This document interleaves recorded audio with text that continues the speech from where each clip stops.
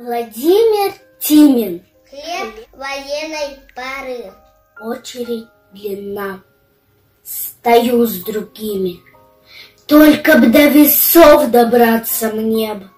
На тарелке легенькие гири, на другой такой тяжелый хлеб.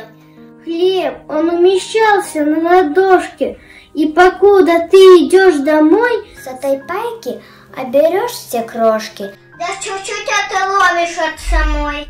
Нас, ребят, бомбежки не мудили, но мы знали все, идет война. Наше дело правое твердили, словно песни, как и вся страна. Женщины хвалили нас, родные. Нужно собирайте колоски.